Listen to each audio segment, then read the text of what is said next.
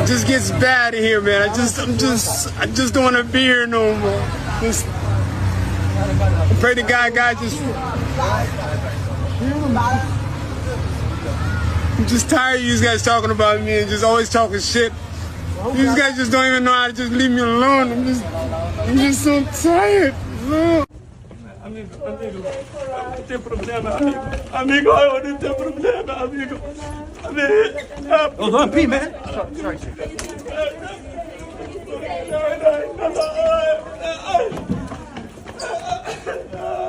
Move back.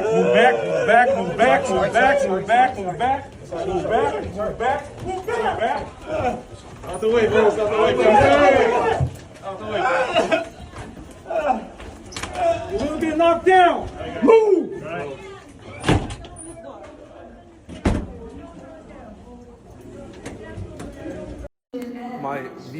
My work permit visa has been cancelled. I am in the airport now. I am being deported back to Pakistan. They said I am not welcome here. I am going now. I'm going back to my own country and I will apply for a visa again very soon. This has been very difficult challenge for me. I have not been here long. I have worked many long hours, long days, and this is the thanks I get. They say, go back. We don't want you here anymore. We are full. They say one in, one out. So now I am waiting for one to come out and then I might be able to come back in. This is what somebody said. But right now I'm here in the airport. I'm going to board the plane and go back to my own country. Thank you for all the support of all the nice people. I will try and come back. Maybe under this name, maybe under another name, I will come back to this country. But for now, it has been very emotional. Thank you so much. Get out of my country, get out. I'm going. Thank you so much for everything, everybody. I will see you again soon one day. Thank you for support. Keep support me while I'm in Pakistan.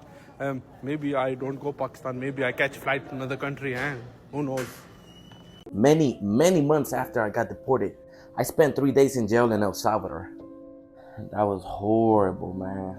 They made me take off all my clothes and choose from a basket that was in there since who knows when. It was nothing but white clothes, white shirts, white underwears, white shorts. And it turns out that all the clothing that was in there was dirty clothes from the previous inmates.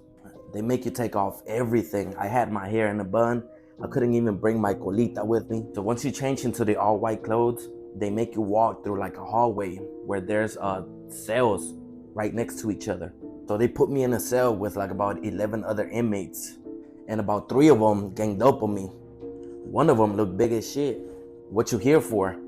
Depending what you're here for is how you're gonna spend your time over here. With a mean ass tone. So I felt like they was gonna gang up on me, and you know, I was like, man, you know what? I took some MMA classes and boxing classes. So clearly, I know how to whoop some ass. People who spent years calling America racist are now crying online because they're being sent back to the same country they swore was better than here. Y'all like the video right here, follow for more. And let's get into this one. You see the meltdown videos everywhere, tears, anger, demands, but none of them mention the fraud investigations, the expired visas, the money that moved through criminal networks, or the abuse of programs paid for by the taxpayers. The moment accountability shows up, they all act shocked. I look at these videos and all I see is the same contradiction. Somalia is beautiful when they want moral high ground, but Somalia becomes unsafe the moment removal papers arrive. They switch the story depending on what benefits them. The reactions are emotional because the system finally stopped bending. Deportations are happening because laws exist, because agencies uncovered fraud rings, because certain groups are draining millions from health, housing, and social programs that working Americans rely on. There's nothing complicated here. People act like the West owes everyone a comfortable life, like your job is to give everyone else more than what you could give your own family.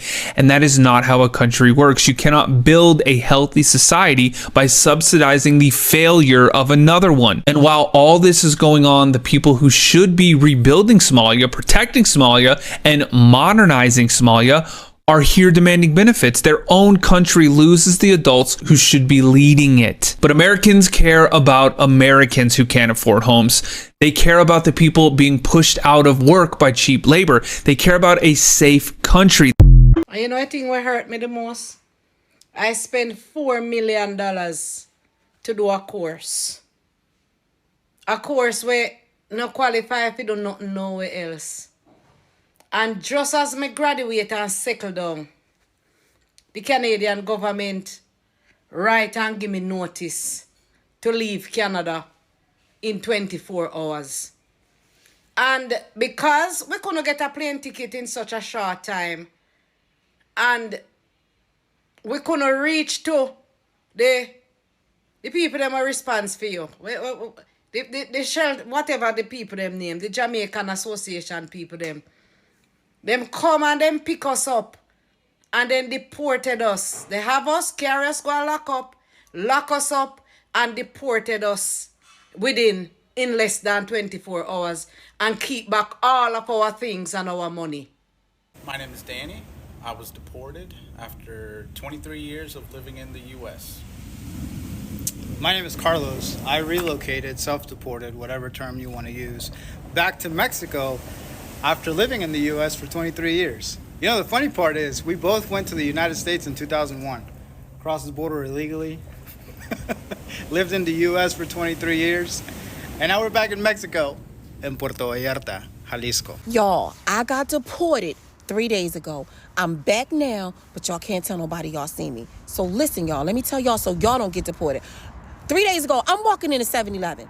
I see the people on the lot. I don't think they for me, so I keep going. Like, I don't pay them no attention. Anywho, as I'm about to open the 7-Eleven door, they're going to come up to me talking about, let me see your ID. ID for what? They're going to say, oh, because you look like an undocumented immigrant. What? I'm an American, sir. Yeah, let me see your ID. So I show them my ID. I'm like, here. They're going to say, he going to look at my ID, look it up and tell me, it look fake. Fake? That's a real ID. Like, I had to show them my birth certificate, social security card, and 2 proofs of address. Y'all got me fucked up. Anyway, y'all, they took my ID and said, you going back. Going back where? Oh, we sending you to Haiti. Haiti?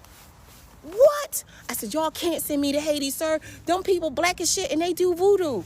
This man looked at me and said, you'll fit right in. What? So then I had to think, oh, now they trying to give me a free trip. Okay. I am undocumented, sir, but I'm not from Haiti. I'm from Dubai, sir. I am Dubrafrican, and I want to go home. Anyway, girl, they sent me to Haiti. I get to Haiti, I'm fucked up because they was all over there looking like the serpent of the rainbow, doing this shit and voodoo shit, and I'm like, fuck this. So I said, anybody get me back to America, y'all can stay in my basement for free. 3 Haitian men swam me to Florida on their backs, y'all. When I tell you it only took us an hour, they was doing the breaststroke, the butterfly, like it was amazing. They fast as shit. Anyway, I have never been so happy to see racism, Cuban bread, fried chicken. Mr. Trump, me wanna say thank you to you for deportation me to Mexico and give me 1 week's vacation. My boss never give me. Thank you for deportation me back to my country. 1 week I be back in US. Okay?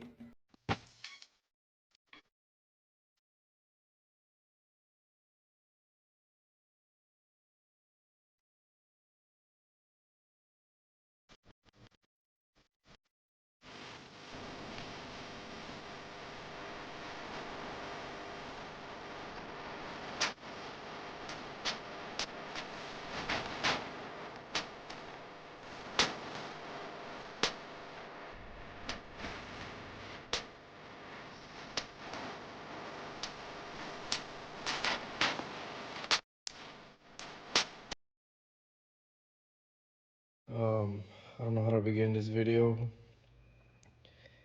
I usually don't do this. It's not me to really put my business out there on social media or just talk about my life, my private life, but I feel like this time I should. because there's so much going on in this world nowadays. So on November 4th, 2024, I was coming back from Mexico. I had gone to visit some friends and I was crossing back through the bridge legally. I have been a resident for 19 years. And I actually was raised in Texas my entire life. My parents brought me and my brothers, my siblings, to United States when I was 3. And November 4th, I was detained by Homeland Security at the border, and I was never released. I actually just got out from the detention center I was held in Port Isabel, in Texas. I sat there for about 179 days, approximately. And I got deported.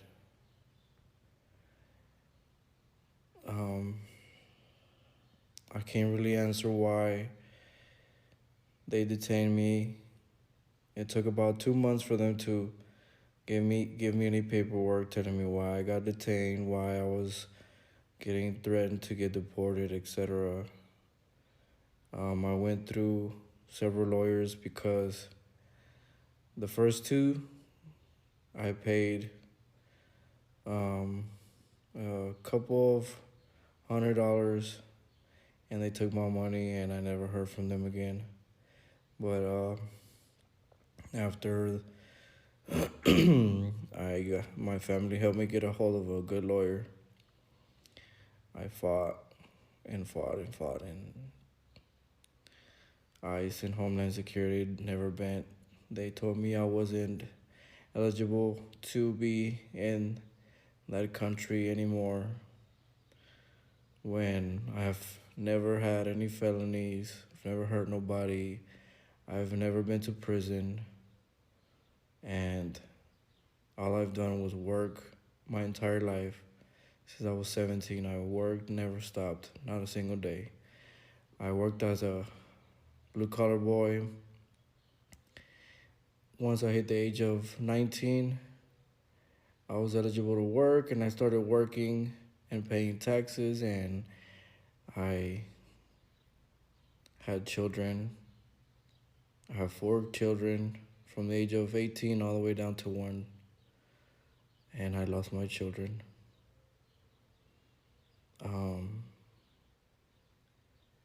Lucky for me, I still get to talk to them and communicate with them, but I can no longer see my children, at least till they're able to come to Mexico.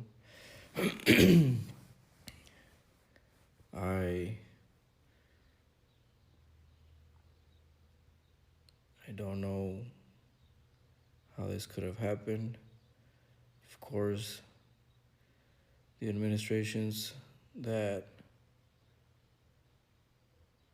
run the United States now are no good.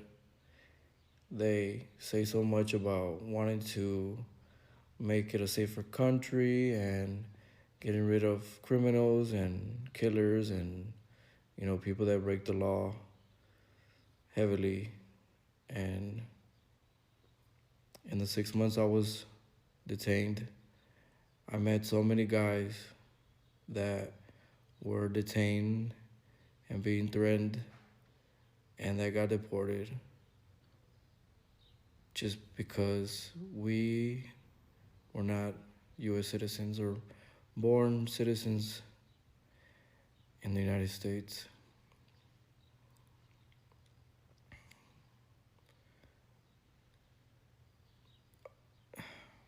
I didn't see very many criminals go through that detention center at all. a lot of innocent people, a lot of good men, kids, because there was a lot of kids there from 18 and up, all the way to their 60s, 70s.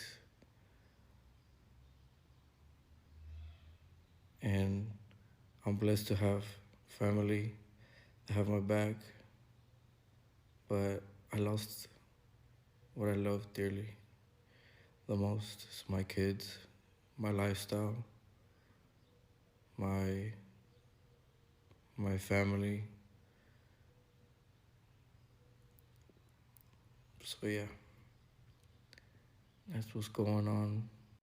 Imagine being deported from one country, landing back on your own continent, and still being told you don't belong. How does someone become unwanted everywhere? Today we are talking about why Somali deportees are reportedly facing rejection across parts of Africa and what's really behind it. Welcome back to my channel. If this is the first time, this is where we unpack real issues with honesty, depth, and respect. So these are conversations that matter. So stay with me until the end. Don't forget to click on the subscribe button, like, comment, and share your views.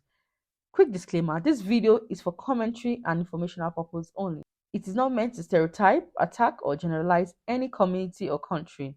We are discussing reported trends and border migration challenges. Please keep the discussion respectful. I'm back, bitches. It only took 2 fucking days or a couple hours, you guys, and I'm back in the U.S. See, I told you guys this immigration shit wasn't gonna stop nothing, you guys. Nothing. It's not gonna do shit. We're all gonna come back.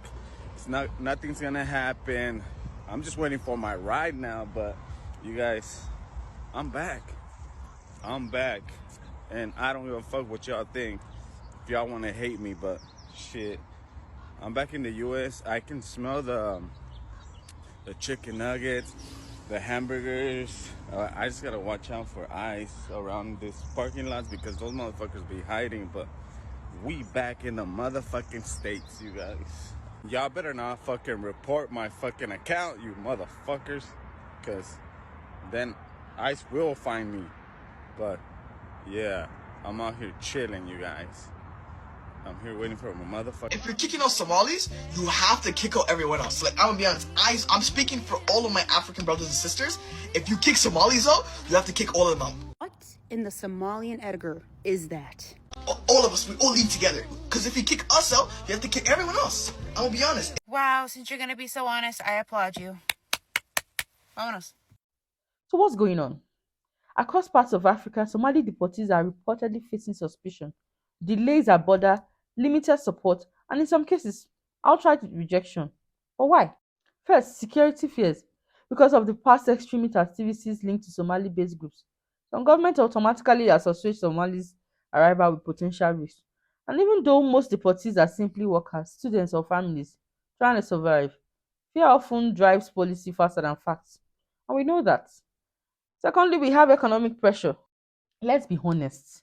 Many African countries are struggling with unemployment, rising food prices, and limited public service. So, when deportees arrive, needing housing, jobs, documentation, governments worry about added strain on already fragile system.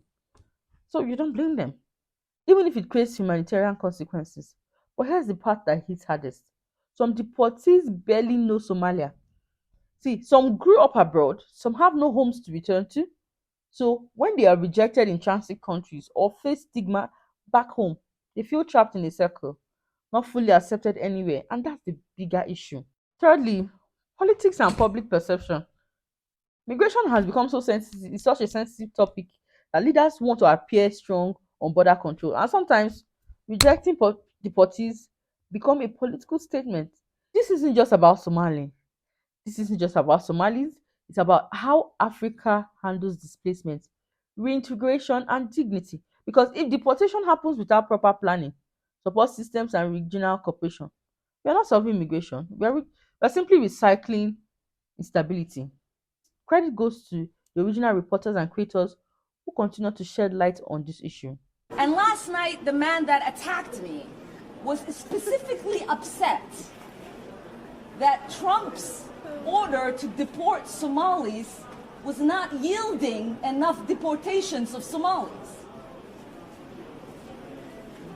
So he wanted to come get the person he thought was protecting the Somalis. Well, we are protected by the Constitution. That's right. I'm sorry to tell you the truth. Bass drop, out, out, out. Ahmed Courier may well become one of them. He's been in London for 6 years, and now the government wants to start deporting people back to his homeland of Somaliland, even though it does not recognise the government there. But if Denmark can do it, then so can Britain. And so Ahmed may mark the beginnings of a common policy. If the British government send us to Somaliland, we will meet a lot of problems economically, politically, and socially. Somalia is a failed state that exports nothing to the world but piracy and terrorism. Somalia as a country contributes nothing, it accomplishes nothing, it has achieved nothing. You'd have to go back thousands of years to find a time when Somalia had any real significance on the global stage, and yet... Now I want to hear from you. Is this about security or about economics? Or is Africa failing its own people? Let's have a real conversation in the comments respectfully. If you appreciate bold, balanced discussions like this, hit that like button, subscribe to the channel, and turn on your notifications because these stories deserve attention. And I'll see you in the next one. Bye.